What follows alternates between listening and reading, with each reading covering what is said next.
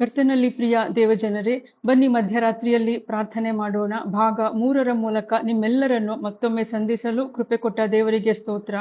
ಪವಿತ್ರಾತ್ಮರೇ, ಈ ವಿಡಿಯೋವನ್ನು ಹತೋಟಿಗೆ ತೆಗೆದುಕೊಂಡು ಹೇಳುವ ನನ್ನನ್ನು, ಕೇಳುವ ನಿಮ್ಮೆಲ್ಲರನ್ನು ಸಂಧಿಸಲಿ, ಆಶೀರ್ವದಿಸಲಿ ಎಂದು ಪ್ರಾರ್ಥಿಸುವವಳಾಗಿದ್ದೇನೆ.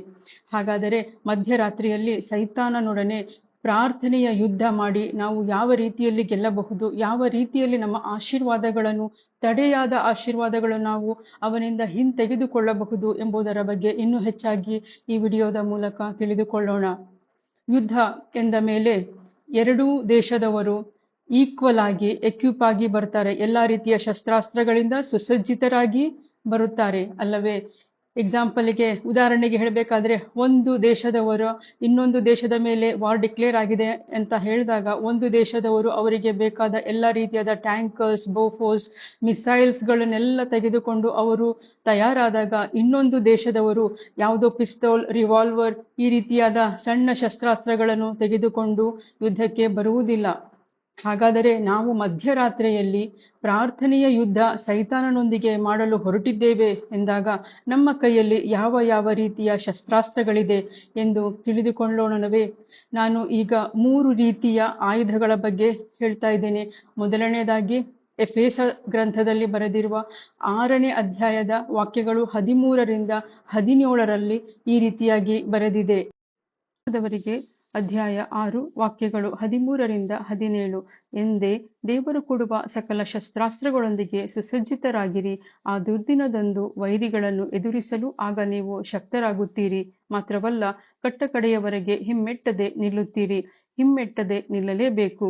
ಇದಕ್ಕಾಗಿ ಸತ್ಯವೆಂಬ ನಡುಕಟ್ಟನ್ನು ಕಟ್ಟಿಕೊಳ್ಳಿ, ನೀತಿ ಎಂಬ ರಕ್ಷಕವಚವನ್ನು ತೊಟ್ಟುಕೊಳ್ಳಿರಿ, ಶಾಂತಿಯ ಶುಭ ಸಂದೇಶವನ್ನು ಸಾರಲು ಶ್ರದ್ಧೆ ಎಂಬ ಪಾದರಕ್ಷೆಯನ್ನು ಮೆಟ್ಟುಕೊಳ್ಳಿರಿ, ಸತತವು ವಿಶ್ವಾಸವೆಂಬ ಗುರಾಣಿಯನ್ನು ಹಿಡಿದುಕೊಳ್ಳಿರಿ. ಹೀಗೆ ಸೈತಾನನ ಅಗ್ನಿ ಬಾಣಗಳನ್ನೆಲ್ಲ ನಂದಿಸಲು ಶಕ್ತರಾಗುವಿರಿ. ರಕ್ಷಣೆ ಎಂಬ ಶಿರಸ್ತ್ರಾಣವನ್ನು ಧರಿಸಿಕೊಳ್ಳಿ. ಪವಿತ್ರಾತ್ಮರ ಕೊಡುಗೆಯಾದ ದೇವರ ವಾಕ್ಯವು ನಿಮಗೆ ಖಡ್ಗವಾಗಿರಲಿ. ಆಮೇನ್. ಈ ವಾಕ್ಯದ ಪ್ರಕಾರ ಸರ್ವಾಯುಧಗಳನ್ನು ಧರಿಸಿಕೊಂಡು ಪವಿತ್ರಾತ್ಮರೇ ಕೊಡುವ ದೇವರ ವಾಕ್ಯವೆಂಬ ಖಡ್ಗವನ್ನು ಹಿಡಿದು ನಾವು ಯುದ್ಧಕ್ಕೆ ಹೊರಡುವವರಾಗಿದ್ದೇವೆ.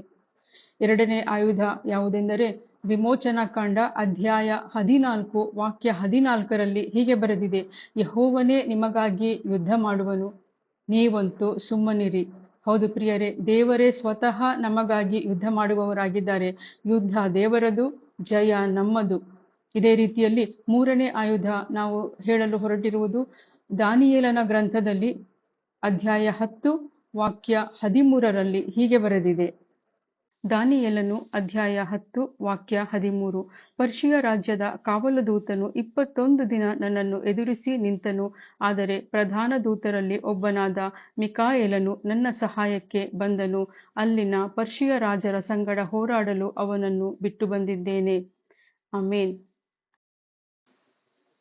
ಈ ವಾಕ್ಯದಿಂದ ನಾವು ಅರ್ಥೈಸಿಕೊಳ್ಳುವುದೇನೆಂದರೆ, ಪ್ರಧಾನ ದೂತರಲ್ಲಿ ಒಬ್ಬರಾದ ಮಿಕಾಯೇಲರು ನಮಗಾಗಿ ಯುದ್ಧ ಮಾಡುವವರಾಗಿದ್ದಾರೆ. ಹೌದು ಪ್ರಿಯರೇ, ಹಾಗಾದರೆ ಇಷ್ಟೆಲ್ಲ ಸರ್ವಾಯುಧಗಳನ್ನು, ದಿವ್ಯಾಯುಧಗಳನ್ನು ಧರಿಸಿಕೊಂಡು ನಾವು ಮಧ್ಯರಾತ್ರಿಯಲ್ಲಿ ಸೈತಾನನ ಜೊತೆ ಪ್ರಾರ್ಥನೆಯ ಹೋರಾಟ ಮಾಡಲು ಹೊರಟಾಗ, ಸೈತಾನನ ಕೈಯಲ್ಲೂ ಒಂದು ಶಸ್ತ್ರಾಸ್ತ್ರ ಇದೆ, ಅವನ ಕೈಯಲ್ಲೂ ಒಂದು ಆಯುಧ ಇದೆ ಎಂದು ತಿಳಿದುಕೊಳ್ಳೋಣ. ಹೌದು, ಅವನ ಕೈಯಲ್ಲಿ ಆಯುಧ ಇಲ್ಲದೆ ಅವನು ಯಾವ ಧೈರ್ಯದಲ್ಲಿ ದೇವರ ಮಕ್ಕಳ ಜೊತೆಗೆ ಅವನು ಪ್ರಾರ್ಥನೆ ಹೋರಾಟಕ್ಕೆ ಇಳಿಯುವವನಾಗಿದ್ದಾನೆ? ಒಮ್ಮೆಯಾದರೂ ಯೋಚನೆ ಮಾಡಿದ್ದೀರಾ? ಒಮ್ಮೆಯಾದರೂ ಯೋಚಿಸಿದ್ದೀರಾ ಸೈತಾನನ ಕೈಯಲ್ಲಿರುವ ಆಯುಧ ಯಾವುದು ಎಂದು? ಹೌದು, ಅವನ ಕೈಯಲ್ಲೂ ಒಂದು ಆಯುಧ ಇದೆ. ಅದೇ ನಮ್ಮ ಪಾಪಗಳ ಪಟ್ಟಿ.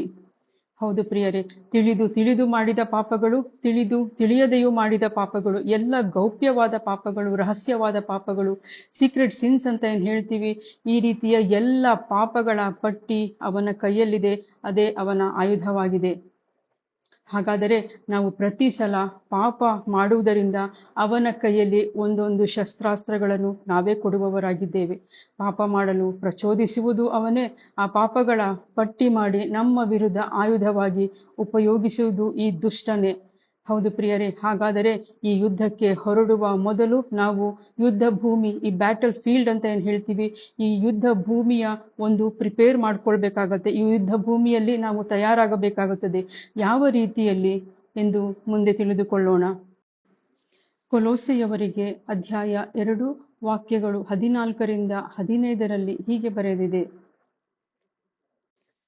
ಕೊಲೋಸೆಯವರಿಗೆ ಅಧ್ಯಾಯ 2 ವಾಕ್ಯಗಳು 14ರಿಂದ 15. ಅವರು ನಮ್ಮ ಎಲ್ಲಾ ಪಾಪಗಳನ್ನು ಕ್ಷಮಿಸಿದ್ದಾರೆ, ನಮ್ಮನ್ನು ಬಂಧಿಸಿದ ಧರ್ಮಶಾಸ್ತ್ರದ ವಿಧಿ ನಿಯಮಗಳನ್ನು ಕ್ರಿಸ್ತ ಯೇಸು ತೊಡೆದು ಹಾಕಿದ್ದಲ್ಲದೆ ಅವುಗಳನ್ನು ಶಿಲುಬೆಗೆ ಜಡಿದು ನಮ್ಮನ್ನು ಬಿಡುಗಡೆ ಮಾಡಿದ್ದಾರೆ. ಬಲಾಢ್ಯ ಒಡೆಯರನ್ನು ಅಧಿಕಾರಿಗಳನ್ನು ನಿರಾಯುಧರನ್ನಾಗಿ ಮಾಡಿ ತಾವು ಗಳಿಸಿದ ಜಯದ ನಿಮಿತ್ತ ಜನರೆಲ್ಲರ ಮುಂದೆ ಶಿಲುಬೆಯ ವಿಜಯೋತ್ಸವದಲ್ಲಿ ಅವರನ್ನು ಸೆರೆಯಾಳುಗಳನ್ನಾಗಿ ಪ್ರದರ್ಶಿಸಿದ್ದಾರೆ. ಆಮೇನ್. ಹಾಗಾದರೆ ಸಂತೋಷ ಪಡೋಣ, ಏಕೆಂದರೆ ನಮ್ಮ ಪ್ರಭು ಯೇಸು ಕ್ರಿಸ್ತರು ಸೈತಾನನ ಕೈಯಲ್ಲಿರುವ ನಮ್ಮ ಪಾಪಗಳ ಪಟ್ಟಿಯನ್ನು ಶಿಲುಬೆಗೆ ಜಡಿದು ಅವನನ್ನು ನಿರಾಯುಧರನ್ನಾಗಿ ಮಾಡಿ ಜಯಭೇರಿಯನ್ನು ಘೋಷಿಸಿರುತ್ತಾರೆ.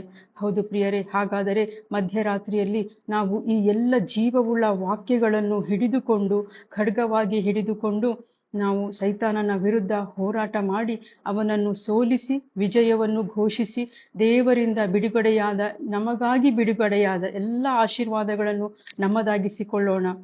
ಹೌದು ಪ್ರಿಯರೇ, ಮುಂಬರುವ ವಿಡಿಯೋಗಳಲ್ಲಿ ನಾನು ಪವಿತ್ರ ಬೈಬಲ್ನಲ್ಲಿ ಮಧ್ಯರಾತ್ರಿಯ ಪ್ರಾರ್ಥನೆ ಬಗ್ಗೆ ಎಲ್ಲೆಲ್ಲಿ ಉಲ್ಲೇಖವಾಗಿದೆ ಹಾಗೂ ನಮ್ಮ ಪ್ರಭು ಯೇಸು ಕ್ರಿಸ್ತರು ಮಧ್ಯರಾತ್ರಿಯಲ್ಲಿ ಮಾಡಿದ ಪ್ರಾರ್ಥನೆಯ ಬಗ್ಗೆ ಇನ್ನೂ ಹೆಚ್ಚಾಗಿ ತಿಳಿದುಕೊಳ್ಳೋಣ. ಧನ್ಯವಾದಗಳು ದೇವಜನರೇ.